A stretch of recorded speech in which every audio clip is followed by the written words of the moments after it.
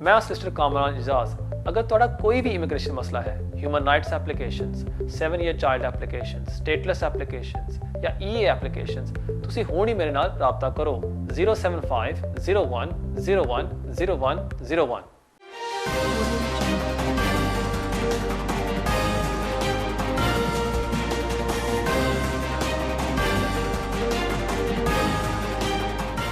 बिस्मिल्लाहिर्रहमानिर्रहीम। अस्सलाम वालेकुम नाज़रीन, मैं हूं आपका मेज़बान कामरान इजाज़। इस शो में आपके लाइव फ़ोन कॉल्स लेता हूं। अगर आपका भी कोई इमिग्रेशन मसला है, आप भी फ़ोन करके इस प्रोग्राम में हिस्सा ले सकते हैं। प्रोग्राम का नंबर अभी आपकी स्क्रीन के ऊपर आ रहा है। उम्मीद है कि आपको ऐसी एडवाइस दी जाएगी जो आपके लिए फ़ायदेमंद साबित होगी। नाज़रीन, प्रोग्राम शुरू करने से पहले एक छोटी सी अपडेट मैं आपको देता जाऊँ। होम ऑफिस ने इस वीक अनाउंस किया था कि वो अब लोगों को एक्सटेंशंस नहीं देंगे बिकॉज ऑफ कोविड-19, क्योंकि आपको पता होगा पिछले चंद महीनों में हर महीने होम ऑफिस ने ऐलान किया है कि हम एक्सटेंशंस दे रहे हैं उन लोगों को जो कोविड-19 की वजह से वापस नहीं जा सकते। और जो लास्ट एक्सटेंशन थी वो थी 31 जुलाई तक। अब होम ऑफिस ने ऐलान किया है कि अगर किसी का वीज़ा एक्सपायर हो जाता है आफ्टर 31 जुलाई, हम एक्सटेंशन नहीं देंगे unless they are exceptional circumstances. इसलिए अगर आप फ़र्ज़ करें आप वापस नहीं जा सकते टू योर होम कंट्री क्योंकि फ़्लाइट्स अवेलेबल नहीं हैं, फिर आप उनको रिक्वेस्ट कर सकते हैं और उन्हें केस बाय केस बेसिस वो उसको कंसिडर करेंगे।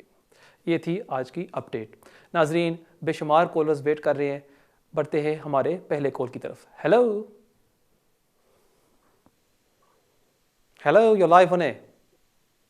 अस्सलाम वालेकुम। वालेकुम सलाम। कमरन भाई, मैं अली बात कर रहा हूँ लंदन से। जी जी।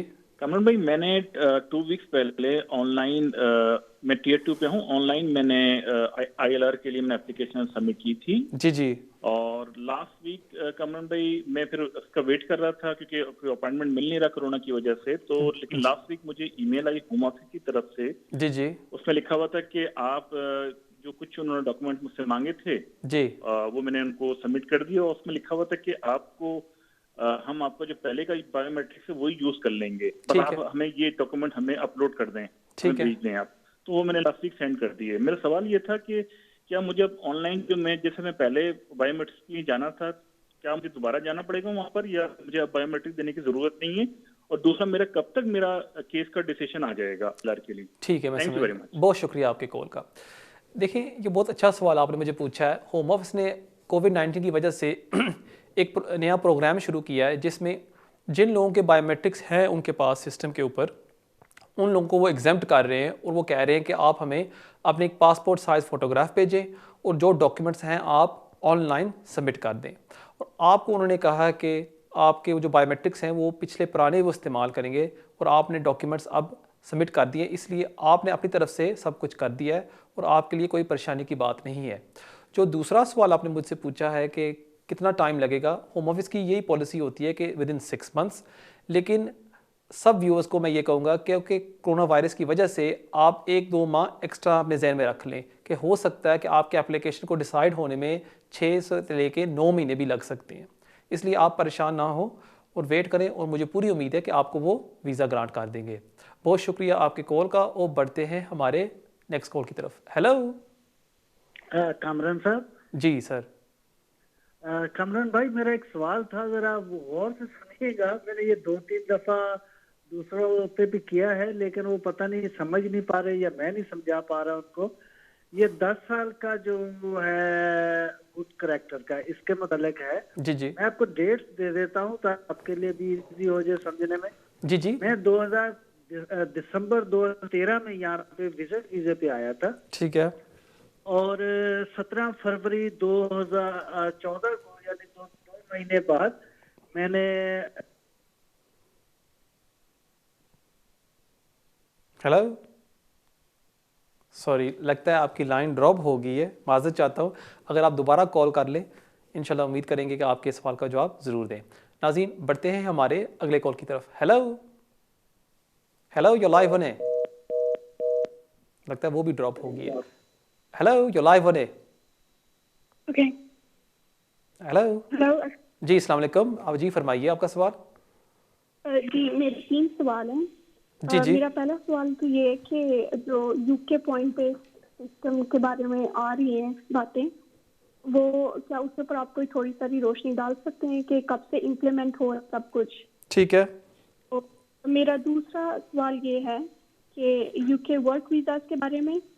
मेरा भाई यहाँ से डिग्री करते थे, अंडर ग्रेजुएट और मास्टर्स बिजनेस मैनेजमेंट में ठीक है। और अकाउंटेंसी में। तो क्या वो इस यूके वर्क वीज़ा की किसी कैटेगरी में फॉल करता है? तो अगर वो करता है तो तीसरा सवाल ये है कि अगर स्पॉन्सरशिप उसका वीज़ा चाहिए तो स्पॉन्सरशिप क्या लॉयर्स अरेंज करते हैं या आपको खुद अरेंज करना पड़ता है कंपनी से? ठीक है, मैं समझ गया। बहुत शुक्रिया आपके कॉल का। जो पहला सवाल आपने मुझे पूछा है कि जो नया पीबीएस सिस्टम आ रहा है विद इन 2021, इस पर थोड़ी सी मैं रोशनी डालूं। बहुत अच्छा सवाल आपने मुझसे पूछा है। इस वीक प्रीति पटेल ने एक नई प्रेस रिलीज़ की थी जिसमें उन्होंने बताया था कि ये सिस्टम आ रहा है ऑन 1 जनवरी 2021। और मेनली जो मेन डिफरेंस है जो करंट स्किल्ड वर्कर्स का सिस्टम है, इसमें यह है कि वो सैलरी को कम कर रहे हैं, उसमें रिडक्शन आ रही है। ये एक काफ़ी अच्छी न्यूज़ है। और जो दूसरी चीज़ उन्होंने यहाँ कही थी कि अभी अगर आप पीबीएस सिस्टम स्किल्ड वर्कर के लिए अप्लाई करते हैं, you must be A degree graduate. अभी उन्होंने क्या कहा है कि उसको उन्होंने कम कर दिया है कि अगर आपके पास ए लेवल क्वालिफिकेशन भी है, you can still apply as a skilled worker. So that's another important change in the new scheme जो आ रही है ऑन 1 जनवरी 2021। और जो तीसरी चीज़ है कि जो लोग आईसीटी वीज़े पर हैं currently under the current system, आपको 12 मंथ्स का गैप रखना पड़ता है। You must go back and then apply again. ये उसको स्क्रैप कर रहे हैं। So there is no 12 month cooling off period which is very good for people on the ICT visa. अब जो दूसरा सवाल आपने मुझे पूछा है कि आपका भाई अगर उसको वो ग्रेजुएट है और वो अप्लाई करना चाहता है एज अ स्किल्ड वर्कर, जी हाँ, उसको एक स्पॉन्सर चाहिए होगा जो वो अपने एम्प्लॉयर से वो अरेंज करेंगे। The employer must apply for a certificate of sponsorship. जब वो अप्रूव हो जाए होम ऑफिस से, the employer can then sponsor someone as a skilled worker. Best चीज़ क्या होगी कि अगर आपका भाई अपने एम्प्लॉयर से बात करता है और वो एप्लीकेशन सबमिट करते हैं फर्स्टली फॉर स्पॉन्सरशिप लाइसेंस, और उसके बाद ही can apply as a skilled worker for his employer. उम्मीद है आपको आपके सवाल का जवाब मिल गया होगा। बहुत शुक्रिया आपके कॉल का। नाजरीन, बढ़ते हैं हमारे अगले कॉल की तरफ। Hello hello, your live on है। भाईजान, मेरे छोटा सा क्वेश्चन है। मैं शादी करी थी इलीगल से 2011 में, तो इंग्लैंड में रिफ्यूज होती गई हमारी एप्लीकेशन। राइट। तो फिर हम 2003 में सदर्न आइलैंड में चले गए, शिफ्ट हो गए। ये वहाँ पर है, मैं ब्रिटिश सिटीजन हूँ। तो उन्होंने सदर्न आइलैंड गवर्नमेंट ने मेरे को 5 years ग्रांट देगी। ऐसे come back इंग्लैंड में आ गया। तो इश्यू सी कि हाथ में ਜਦੋਂ ਹਸਬੰਡ ਆਇਆ ਸੀ ਉਹਦੇ ਕੋਲ ਵੀਜ਼ਾ ਸੀ, ਆਇਰਲੈਂਡ ਦਾ ਵੀਜ਼ਾ ਸੀਗਾ। ਤੇ ਬਸ ਫਿਰ ਅਬ ਕਿਸੇ ਕੋਲ ਲੌਂਗ ਸਟੋਰੀ ਸ਼ੋਰਟ ਅਸੀਂ ਅਲਾਉਡ ਹੋ ਗਈ ਸੀ ਦੂਜੇ appeal end of last year. तो उन्होंने भी अपनी कार मेरे हस्बैंड को भेज दिया 2.5 साल का। तो जितना मेरे हस्बैंड इंग्लिश कोर्स करे तो मैं मीट रिक्वायरमेंट्स करती हैं जो होम ऑफिस से एलिजिबल 18,600 ਹੈਗਾ ਹੈ ਨਾ ਐਵਰੀ ਸਿੰਗਲ। ਤਾਂ ਪਰ ਸਾਨੂੰ ਸਾਡੇ ਜੈਂਟਸ ਇਹ ਸੀਗਾ ਕਿ ਸਰ 5 ਸਾਲ ਤੇ ਰੂਟ ਤੇ ਡਾਲਣਗੇ ਹੈ ਨਾ। तो उन्होंने फैमिली लाइफ से डाल दिया। तो 10 years the रूट पर डाल दिया मेरे हस्बैंड को। तो मैंने ये पूछना चाहिए क्या हम उसको होम ऑफिस को चैलेंज करें कि कन्वर्ट कर सकते हैं कि प्रोसीजर कन्वर्ट कर। ठीक है, कितनी फीस है, कितना प्रोसेस है, कितना टाइम लगता है जी 10 साल से रूट पर 5 years रूट पर जाना होगा। ठीक है, मैं समझ गया। थैंक यू भाईजान, बहुत शुक्रिया आपके कॉल का। देखिए, आपने मुझे बताया कि आपका जो अपील था 5 years, आपने मुझे लग रहा है कि सुरेंद्र सिंह रूट पर अपील की है और होम ऑफिस ने उसको रिफ्यूज़ कर दिया। आप अपील पर गए और आपकी अपील अलाउ होगी और आप समझती हैं कि आपके ख्याल में आपके हस्बैंड को 5 year का रेजिडेंस कार्ड मिलना चाहिए था। आप 2 चीज़ें कर सकती हैं। पहली बात तो ये है कि आप होम ऑफिस को लिख सकती हैं कि उन्होंने गलत फैसला किया है कि आपको 5 years का रेजिडेंस कार्ड मिलना चाहिए, और वो आपको इसका जवाब देंगे कि उन्होंने किस तरह आपके हस्बैंड को 10 year रूट पर लगाया। सो वो इससे ये फ़ायदा होगा कि आपको क्लैरिटी हो जाएगी कि उन्होंने क्यों आपके हस्बैंड को 10 ईयर रूट पर लगा दिया। जो दूसरा सवाल आपने मुझे पूछा है कि अगर आप स्विच करना चाहती हैं your husband to the 5 year route, उसके लिए मेनली आपको 6 मंथ की पे स्लिप्स चाहिए होंगी बिटवीन योर सेल्व्स, कि आप या आपके हस्बैंड टुगेदर आप कमा रहे हैं 18,600, 6 मंथ बैंक स्टेटमेंट्स, और उसके साथ साथ आपके हस्बैंड को A1 इंग्लिश टेस्ट पास करना होगा। अगर ये 3 रिक्वायरमेंट्स पूरी हो जाएं, फिर आपके हस्बैंड दोबारा अप्लाई कर सकते हैं and he can switch to the 5 year route. बहुत शुक्रिया आपके सवाल का, और बढ़ते हैं हमारे अगले कॉल की तरफ। Hello hello hello, your live on है, जी फरमाइए। हाँ जी कामरान जी, कैसे ठीक हो जी? स्पीकिंग, जी फरमाइए। हाँ जी कामरान जी, मैंने ना आपसे पूछा था, मैंने ना मैनेजर के लिए फाइल लगाई थी। सॉरी, मुझे किसके लिए 10 अप्लाई ईयर किया था? अप्लाई सॉरी, को। तो मैंने, मेरा केस थोड़ा कॉम्प्लिकेटेड था, तो मैंने वन लगाई द फाइल, तो मुझे उन्होंने 1 डे सर्विस लगाई थी, तो उन्होंने ना 3 मंथ का टाइम ले लिया मेरे से। तो वो उसके बाद 3 मंथ भी चले गए, फिर 3 मंथ फिर टाइम ले लिया, अभी अगले 3 मंथ तक चले गए हैं। तो अब मैं क्या करूँ? सॉरी, आपने कौन सी एप्लीकेशन सबमिट की थी? मुझे सुनाया नहीं जा रहा था। 10 ईयर के लिए इंडेफिनिटली अप्लाई किया था। इंडेफिनिट के लिए आपने अप्लाई किया और अब तक पेंडिंग है? अभी तक पेंडिंग है। उन्होंने 2 बार मेरे से टाइम ले लिया ना, 3 मंथ का, अगेन 3 मंथ का। ठीक तो है, अभी 7 मंथ हो गए। 7 मंथ्स हो गए आपको एप्लीकेशन सबमिट किए हुए, सही है? हाँ 7 मंथ हो गए हैं। ठीक है, 7 मंथ्स पहले आपने एप्लीकेशन सबमिट की थी, करेक्ट? हाँ करेक्ट, अक्टूबर में मैंने की थी। ठीक है, मैं समझ गया। बहुत शुक्रिया आपके कॉल का। देखिए, होम ऑफिस की जो पॉलिसी होती है वो वैसे है कि विद इन 6 मंथ्स हम डिसीजन को करते हैं, और आपने मुझे बताया कि 7 मंथ्स हो गए। मेरे ख्याल में आप उनको 2 मंथ्स और दे दें, और अगर विद इन 2 मंथ्स जवाब नहीं आता, फिर आप दोबारा एक लेटर लिखें सोलिसिटर के थ्रू, उन पर थोड़ा सा प्रेशर डालें कि देखें जी, अब इतने महीने हो गए हैं और मुझे जवाब अभी तक नहीं आया, प्लीज़ मुझे जल्दी से जवाब दें, और मुझे उम्मीद है कि वो आपको वीज़ा ज़रूर ग्रांट कर देंगे। बहुत शुक्रिया आपके कॉल का, और बढ़ते हैं हमारे अगले कॉल की तरफ। Hello hello, your live on है, जी फरमाइए। ओके सर, ठीक। हेलो, अस्सलाम वालेकुम। वालेकुम सलाम। सी, बड़ा ही मेहरबानी होगी अगर आप प्लीज़ टीवी का वॉल्यूम कम कर दें please. Sir first of all कि मैं असाइलम पे हूँ यूके में। 2012 में मैंने एयरपोर्ट असाइलम किया था। ठीक है, और सर एयरपोर्ट असाइलम किया था 2012 में, तो मेरे साथ मेरा सन आया था 2012 में 3 इयर्स ओल्ड।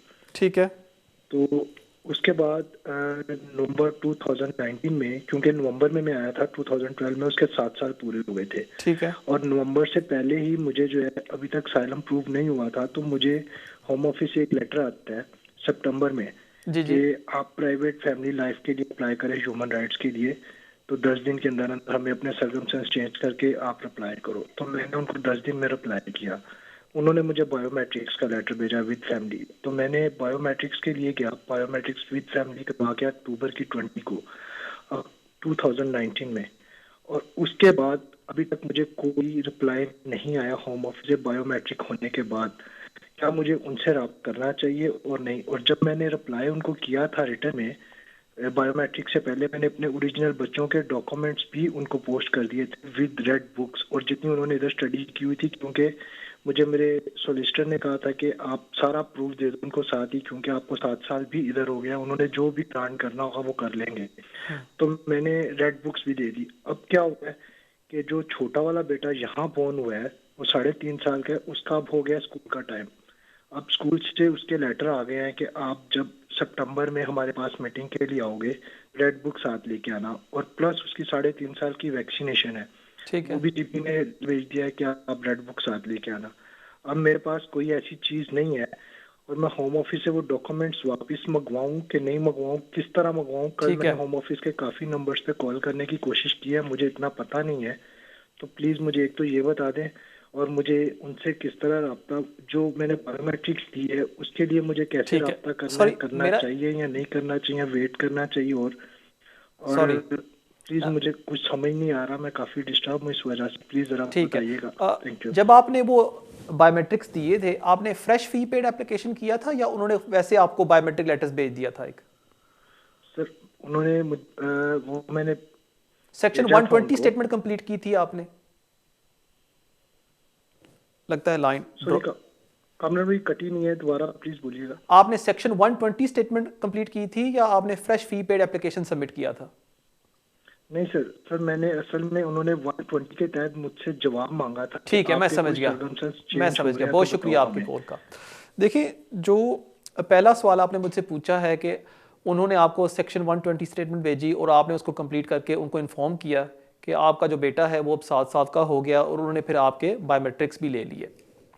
मेरे ख्याल में ये वेरी गुड न्यूज़ है और मुझे उम्मीद है कि विद इन अनदर 1 या 2 मंथ्स आपको वो ग्रांट कर देंगे, आपके बेटे को भी और आपके दूसरे फैमिली मेम्बर्स को भी साथ साथ ग्रांट कर देंगे 2.5 साल का वीज़ा। आपने मुझे बताया कि वो अभी तक अक्टूबर से वो पेंडिंग है, कोई हर्ज नहीं है, आप उनको एक लेटर लिख सकते हैं कि नाजरीन एक ब्रेक का वक्त होता जाता है, इस सवाल का जवाब मैं दूंगा ब्रेक के बाद।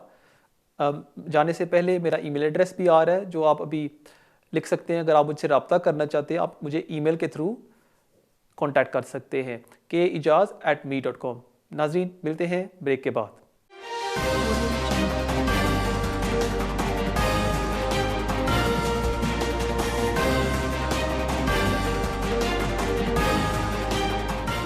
मैं सिस्टर कामरान इजाज। अगर तुहाडा कोई भी इमिग्रेशन मसला है, human rights applications, 7 year child applications, stateless applications या EA एप्लीकेशंस, तुसी हुण ही मेरे नाल राबता करो 075 01 01 01 01।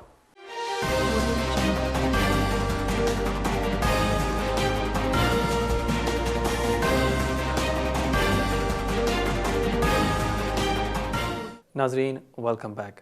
ब्रेक से पहले एक कॉलर ने मुझे सवाल पूछा था कि उन्होंने सेक्शन 120 स्टेटमेंट भेजी थी होम ऑफिस को और उसके साथ साथ होम ऑफिस ने उनको एक बायोमेट्रिक लेटर भेजा था उनके लिए और उनके डिपेंडेंट्स के लिए, जो उन्होंने अक्टूबर में होम ऑफिस को दे दिए थे अपने बायोमेट्रिक्स, और उसके बाद उनका कोई जवाब नहीं आया।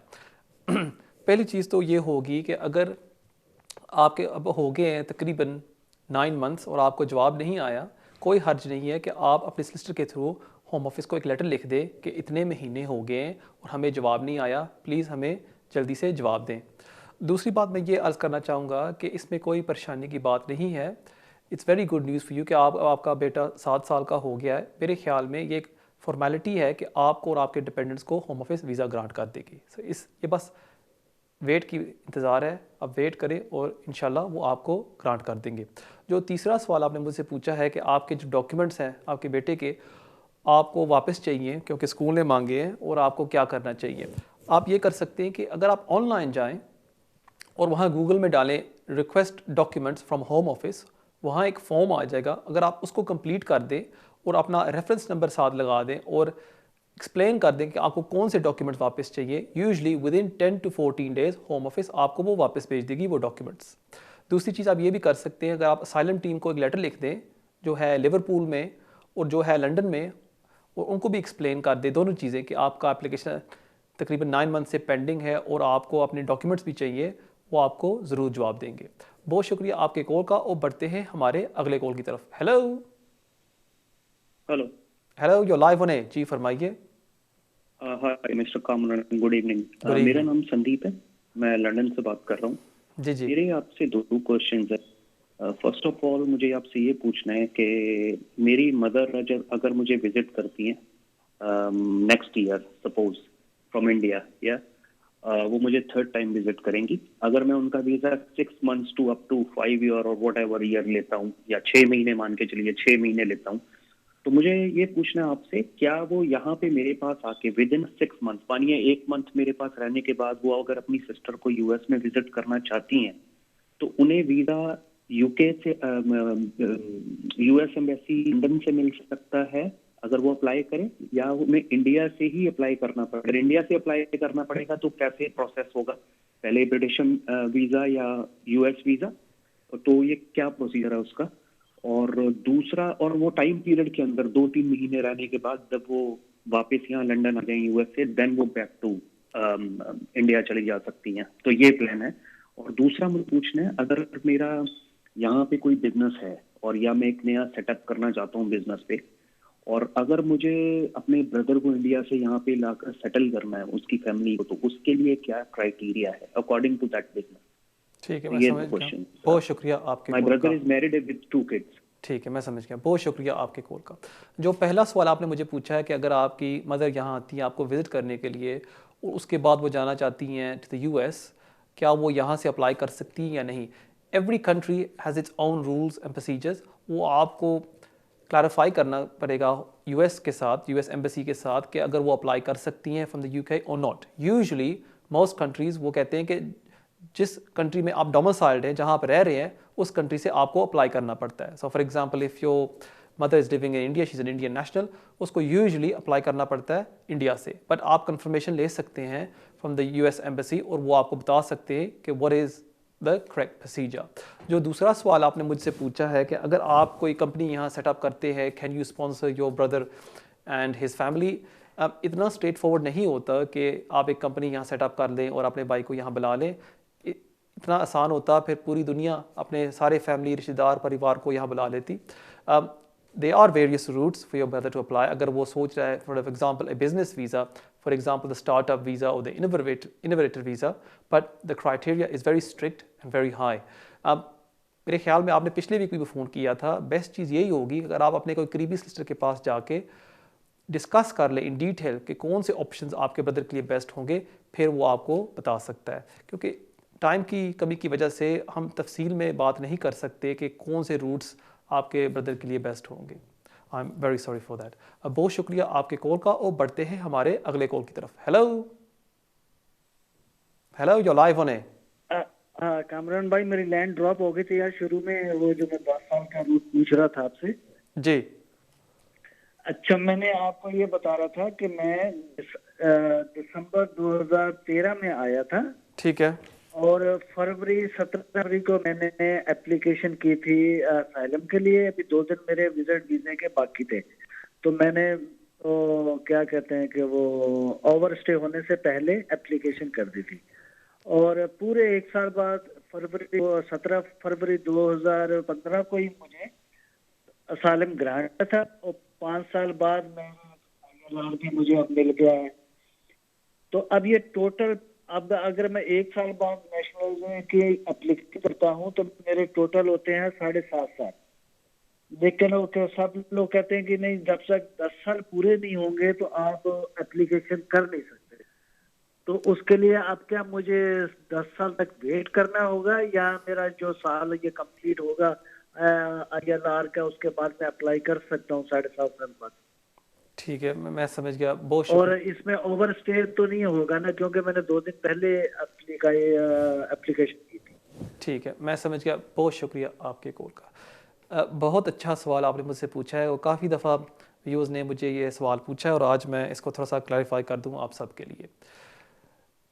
जब भी आप नेशनलिटी के लिए अप्लाई करते हैं, you must fulfil the 10 year good character requirement, जो है कि आपके पास 10 साल लगातार लीव होनी चाहिए। फॉर एग्ज़ाम्पल अगर आज मैं अप्लाई करता हूँ, मेरे पास लीव होनी चाहिए फ्रॉम 2010 टिल डेट, ये मेरे हो गए 10 साल पूरे। लेकिन जब किसी शख्स को असाइलम रूट पर इंडेफिनेट ग्रांट किया जाता है और वो अप्लाई करना चाहते हैं फॉर ब्रिटिश नेशनलिटी, यहाँ थोड़ी सी कन्फ्यूजन आती है और उसकी वजह भी मैं आपको एक्सप्लेन करता जाऊँ। उसमें लिखा होता है कि if an asylum seeker applies, guidance में लिखा हुआ है कि they are exempt from the good character requirement. लेकिन अगर आप दूसरी तरफ जाएं, in the good character requirement guidance, वहाँ लिखा हुआ है कि it applies to everyone including asylum seekers, और इसमें थोड़ी सी कन्फ्यूजन आती है। अमूमन यूजुअली होम ऑफिस जब कोई असाइलम सीकर अप्लाई करता है फॉर ब्रिटिश नेशनलिटी, उसको वो एग्जेम्प्ट कर देते हैं from the good character requirement. लेकिन फिर भी चांस है कि दे कैन रिफ्यूज़ यू, अगर जो आपका केस वर्कर है वो डिस्क्रेशन इस्तेमाल नहीं करना चाहता और वो हवाला दे देता है कि नहीं जी, you must meet the good character requirement, और फिर वो आपको रिफ्यूज़ कर सकते हैं।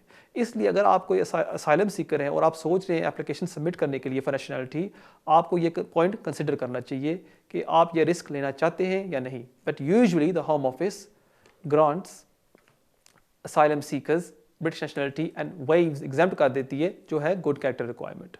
अब जो आपका जो सिनारियो आपने मुझे बताया कि आपने वीज़ा एक्सपायर होने से पहले आपने असाइलम क्लेम कर दिया था और वो ग्रांट हो गया था, मेरे ख्याल में आप एप्लीकेशन सबमिट कर सकते हैं और मुझे उम्मीद है कि वो आपको ग्रांट कर देंगे। लेकिन फिर भी एप्लीकेशन सबमिट करने से पहले मैं आपको यही एडवाइस दूंगा कि आप अपने कोई करीबी सॉलिसिटर को मिल लें।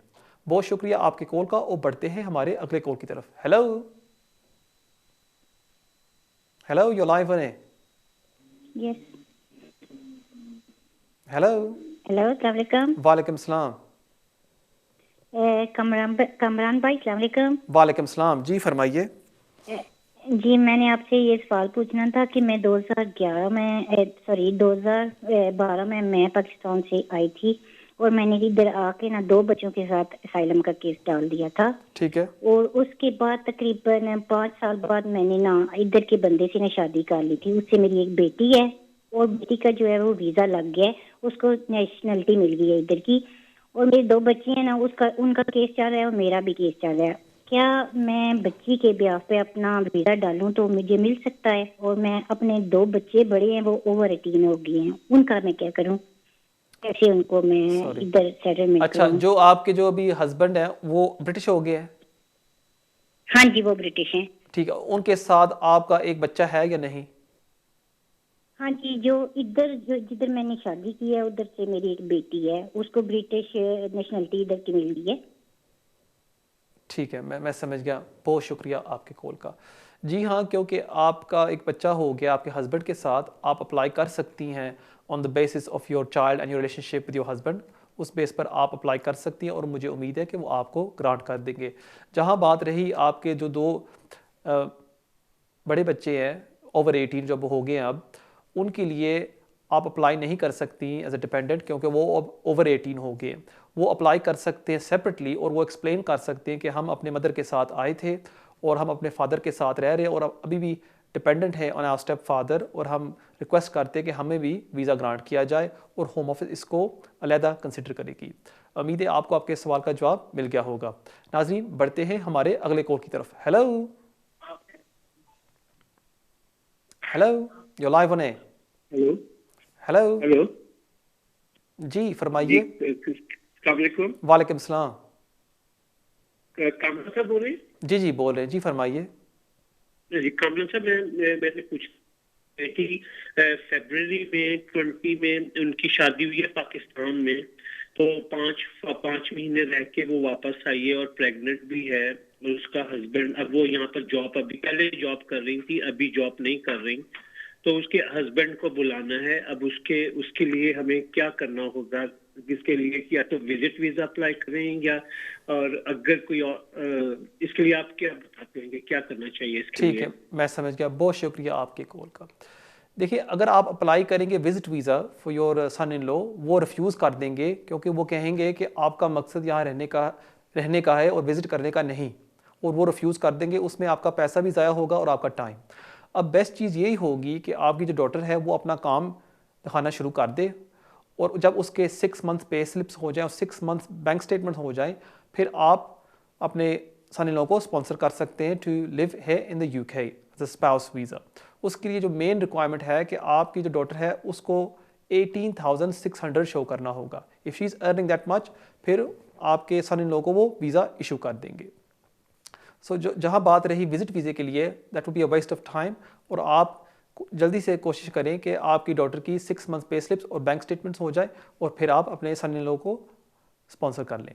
बहुत शुक्रिया आपके कॉल का, और बढ़ते हैं हमारे अगले कॉल की तरफ। Hello hello, you're live on air. Yeah, Assalamualaikum. How is Kamran? You okay? I'm very well, thank you very much. Yeah, मैं पूछना था अपनी नीस के बारे में। जी वो, हाँ जी, क्योंकि उसकी पाकिस्तान शादी हुई थी, मगर जो उसका हस्बैंड है वो जर्मनी में होता है, तो उसके पास वहाँ पे पासपोर्ट नहीं है, मगर वो कहती है कि रेजिडेंट है, तो वो निकाह कर चला गया हुआ है, शादी भी हो गई हुई है। तो अभी तक उसका सारा कुछ प्रोसीजर वो कहता है मैंने करवा दिया, बस मुझे वेट है कि कब जवाब आएगा। हेलो, ठीक है जी आप क्या पूछना चाहती हैं? जी फरमाइए। वो उसने स्पाउस वीजा होता है जो, जी जर्मनी में अप्लाई किया, करेक्ट? जर्मनी में भी और पता नहीं वो कह रहे थे पाकिस्तान भी, आई डोंट नो जर्मनी के क्या रूल है। ठीक है, क्योंकि मैं बस हाँ, क्योंकि वो मेरी नीस ठीक है, है तो इसलिए मैं वही कर रही ठीक है, थी मैं समझ गया, बहुत कि साल शुक्रिया। होने जी मैं समझ गया, बहुत शुक्रिया आपकी कॉल का। क्योंकि जो आपकी नीस की शादी हुई है ना, उसके जो हस्बैंड हैं वो उनके पास जर्मन पासपोर्ट नहीं है। अब मुझे नहीं पता कि जर्मनी के क्या लॉज हैं। बेस्ट चीज़ यही होगी कि अगर आप कोई सॉलिसिटर को कंसल्ट कर लें इन जर्मनी, और वो आपको बता सकते हैं कि कितना टाइम लगता है जर्मनी में वीज़ा इशू होने में।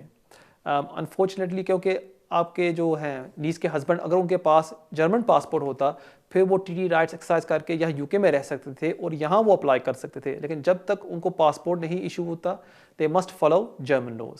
बहुत शुक्रिया आपके कॉल का, और बढ़ते हैं हमारे अगले कॉल की तरफ। नहीं नाजरीन, एक मुझे बताया जा रहा है कि एक ब्रेक का वक्त हो रहा है। ब्रेक से जाने से पहले मैं आपको अपना ईमेल एड्रेस बताता जाऊँ जो आ रहा है अभी आपके स्क्रीन के ऊपर, kejaz@me.com। इस पर आप मुझसे रब्ता कर सकते हैं। अगर आप मुझे मिलना चाहते हैं आप मुझे मिल सकते हैं। नाजरीन कहीं नहीं जाना, मिलते हैं ब्रेक के बाद।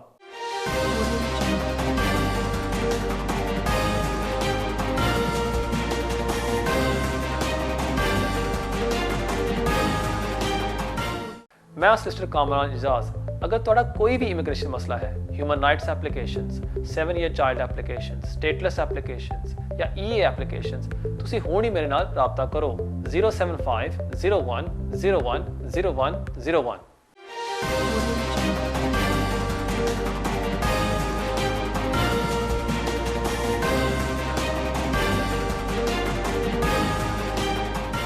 नाजरीन वेलकम बैक। अगली कॉल जाने से पहले मैं आप सबसे एक रिक्वेस्ट करना चाहता हूँ। Oh, let's go to the next call. Hello, you're live on air. Hello, you're live on air. जी फरमाइए। भाईजान मैंने आपसे पहले भी फोन करे थे तो मैं अब दोबारा शेयर कर रही हूँ। मैंने ये मैं ऐसी रिक्वायरमेंट मीट करते थे। मेरे हस्बैंड ने इंग्लिश कोर्स किया है, मैं 18,600 अर्न करती हैं। ठीक है, वो सारे पेपर में एडमिट उन्होंने करे थे पर उन्होंने फिर स्पाउस से नहीं किया, प्राइवेट फैमिली लाइफ में कर दिया। Sorry, can I just stop you? Sorry. ये ना we obviously investing route वाला that was exhaust हो गया सीधा। Sorry, can I just stop you for a second? Sorry, are you able to converse in English? Is it easier for you to converse in English? Hello? Hello, yeah. Is it easier for you to converse in English? Yeah, okay. Yeah, when we arrived from the Southern Islands, we did put an application in the single route. Obviously, that's been exhausted within 6 months, and then obviously we did. I think we put it for appeal, but that was exhausted as well. Okay. And then we put fresh application on behalf of the spouse visa. I was meeting all the requirements, the home offices. Right. And he's got visa on that base. Obviously, the spouse visa. You know, obviously he had the English test, and also I was meeting the 18,600 requirements. But they're supposed to give us like 5 years, but obviously they put it on. Oh, I understand now. Right. Was it family private life or something? Right. Okay. So what can we, like if we do switch on into 10 years, and what's the how long it'll take? And obviously they already got my paperwork, so which is we send them like, right. I understand now. About 8 months ago. I understand. Right. Let me explain the first thing to you. The reason why they gave your husband on the 10-year route as opposed to the 5-year route, even though you met the income requirement of 18,600, was because your husband did not have any valid leave. For anyone, he did have a valid leave because he had a visa from Southern Ireland. No, they won't accept that. They won't accept that. Unfortunately, they won't accept that. Even though your husband had a visa of Ireland, they won't accept that in the UK. It's a separate territory. So for that reason, they gave your husband a visa under the 10-year route. Now, the second question that you've asked is, should your husband apply today, what requirements would he have to fulfill? He would have to fulfill that you and your husband combined are earning 18,600. So from today, you would have to go back 6 months and provide 6 months pay slips and 6 months bank statements. Irrespective of the fact that Home Office already has your documents, that's irrelevant. You'll have to provide with your application fresh documents. In conjunction to that, your husband will have to pass the A1 English test. So long as you meet those requirements, they should grant your husband on the 5-year route. The third question what you asked was how long does it take? Typically, the Home Office says it can take up to 6 months. So you should just bear that in mind. Thank you very much for your call. नाज़रीन, ये जो सवाल उन्होंने पूछा है कि इनके husband को इन्होंने अप्लाई किया था और उनके हस्बैंड ने उनको ग्रांट किया होम ऑफिस ने अंडर द 10-year रूट, उसकी वजह क्या थी? उनको मैंने ये एक्सप्लेन किया है क्योंकि इनके हस्बैंड के पास वैलिड लीव नहीं थी at the time of the application, इस वजह से होम ऑफिस ने इनके हस्बैंड को ग्रांट किया है अंडर द 10-year रूट। अब इनके हस्बैंड अगर स्विच करना चाहते हैं to the 5-year route as a spouse, उनको 6 मंथ के पे स्लिप्स, 6 मंथ की बैंक स्टेटमेंट और इनकम रिक्वायरमेंट जो है 18,600 वो फुलफिल करनी होगी और उसके साथ साथ उनको A1 इंग्लिश टेस्ट भी पास करना होगा। अब बहुत शुक्रिया आपके कॉल का और बढ़ते हैं हमारे अगले कॉल की तरफ। Hello hello, you live on air. Yeah, hi, thank you. I have a couple of questions if time allows. So for tier 4 student visa, right? So can I apply single parent with my under 15 child and his father apply later? Is that possible? Sorry, can a applicant apply with his child? Yeah, for tier 4 visa and one of the parent apply later in okay 4 months. Yep. Sorry.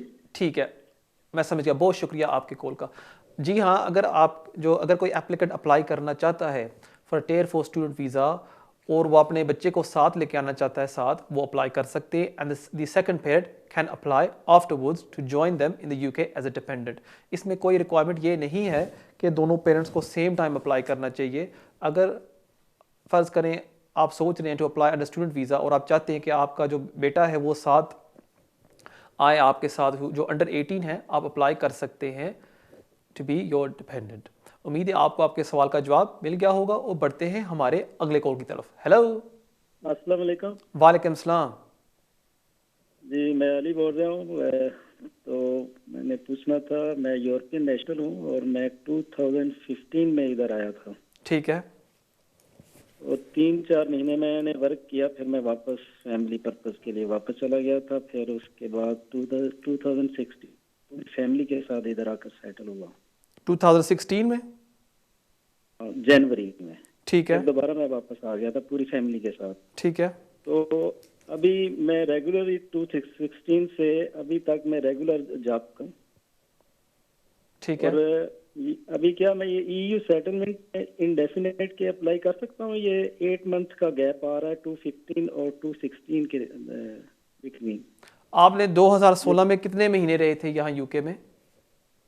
ये तकरीबन 3 month रहा। 3 month, ठीक है, मैं समझ गया। बहुत शुक्रिया आपके कॉल का।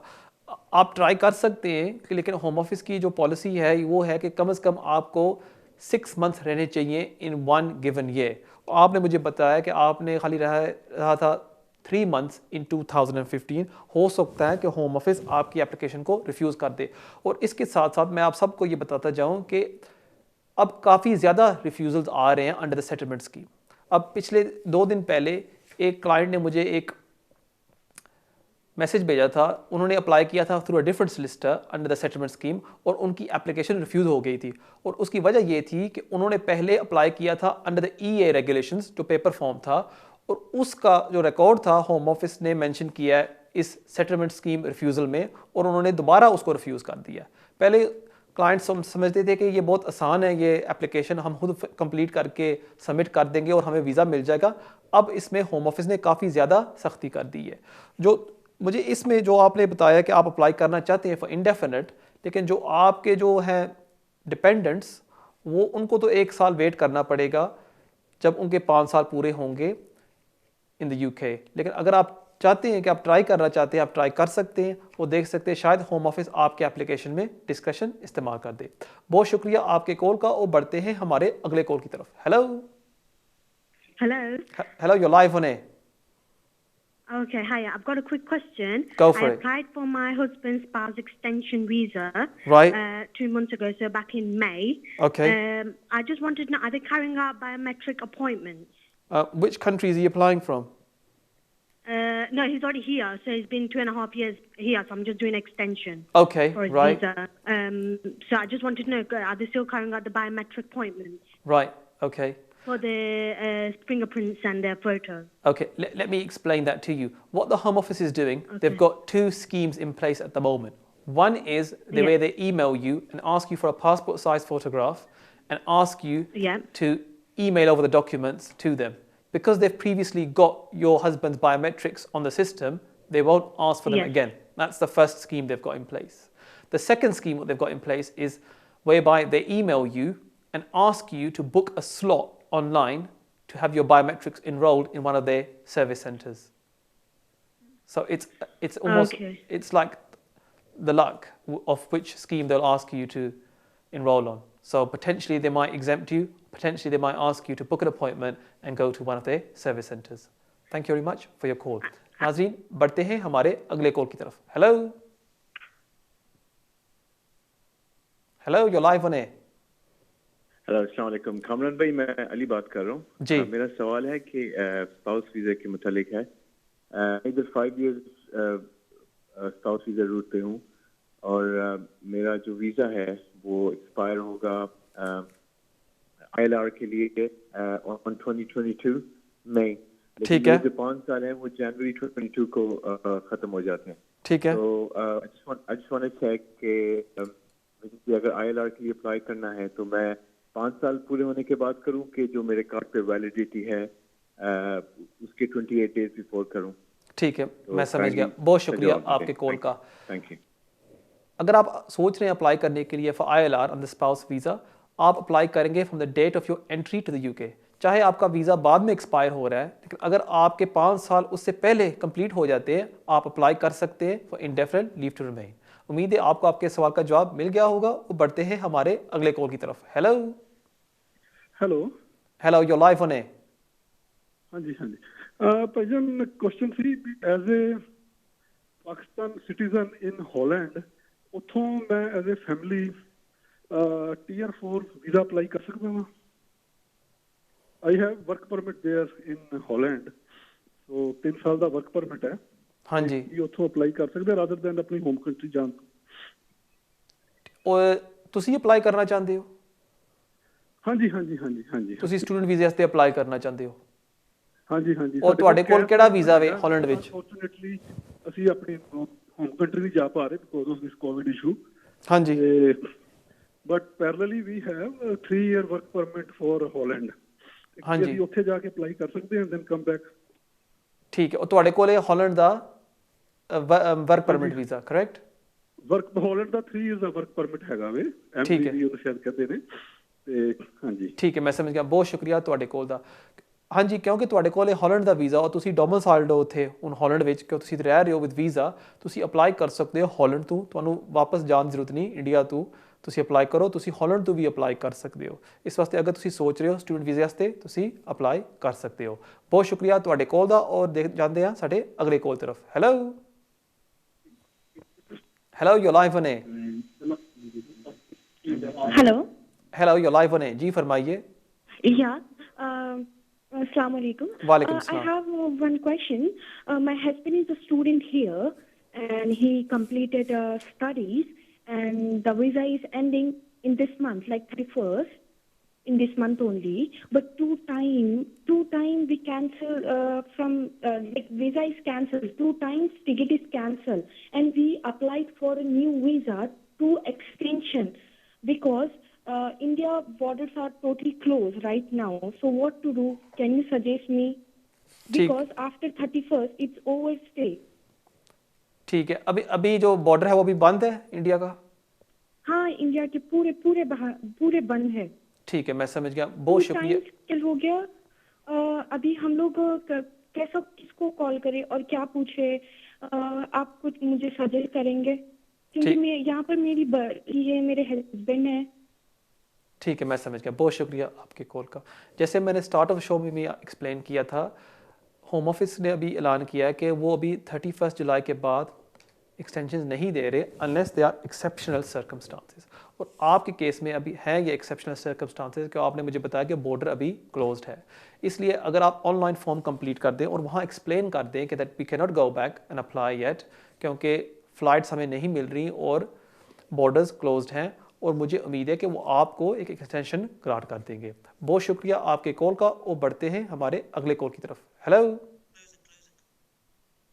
लगता है लाइन ड्रॉप हो गई है।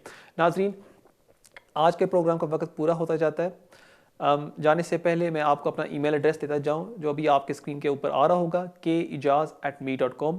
और हमेशा की तरह मैं आप सबसे दरख्वास्त करता हूं कि आप प्लीज़ सोशल मीडिया पर, स्पेशली ऑन फेसबुक पर मुझे फॉलो करें। वहाँ भी मैं मज़ीद अपडेट्स आपको देता रहता हूँ।